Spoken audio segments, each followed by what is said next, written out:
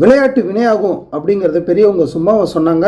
அதுவும் நீங்க விளையாடுறது விஷ பாம்பு கூடையா இருந்தா. ஔவையார் ஆத்திச்சூடியில சொன்ன அரவம் ஆட்டேல் அப்படிங்கிற வரியில இருக்கிற அதுக்கு பின்னாடி ஒளிஞ்சிருக்கிற ஒரு பயங்கரமான அர்த்தம் என்னன்னு பார்க்கலாமா? பாம்புங்களோட விளையாடுறது மட்டும் இல்லைங்க ஆபத்து, நம்ம பழகுற சில விஷமம் பிடித்த மனிதர்களும் ஆபத்தானவங்க தான். அந்த விவரம் என்னன்னு பார்க்கலாம்.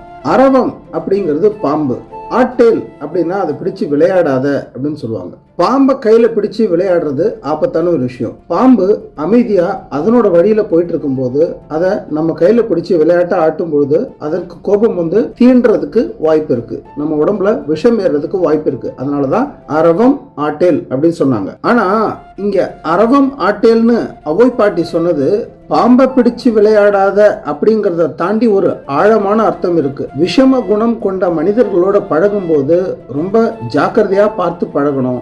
ஒருவேளை அப்படி இல்லைங்கிற பட்சத்துல அவங்களால நமக்கு வரக்கூடிய ஆபத்து அதிகம். அதாவது தீய குணம் கொண்ட பாம்பு போன்ற குணமுள்ள மனுஷங்கள்ட்ட வம்பு வச்சுக்காத, அது வினையில் முடியும் அப்படிங்கிறது தான் இந்த ஆத்திச்சூடியோட அர்த்தம்.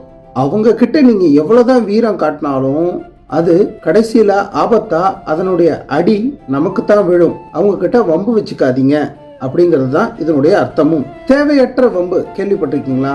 அதாவது ஒருத்தர் தீமையானவர்னு தெரிஞ்சும் அவர்கிட்ட வம்பு வைத்து கொண்டா நமக்கு அது வினையாக முடியும் தெரிந்தும் அவரோட ஈகோவை தூண்டுற மாதிரி பிரச்சனை பண்றது நமக்கே அது ஆபத்தா முடியும். அதுதான் தேவையற்ற வம்பு. அரவம் ஆட்டேல் அப்படிங்கிறதுக்கான அர்த்தம் அதுதான். உங்க கூடயே பழகுவாங்க, ஆனா உங்க மேல பொறாமப்படுவாங்க, உங்களை பத்தி புறம் பேசுவாங்க.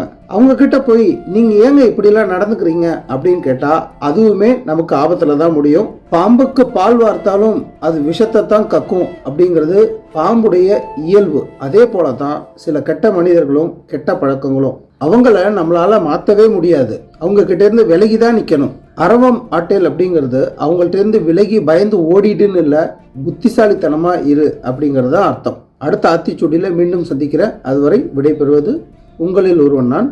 நன்றி, வணக்கம்.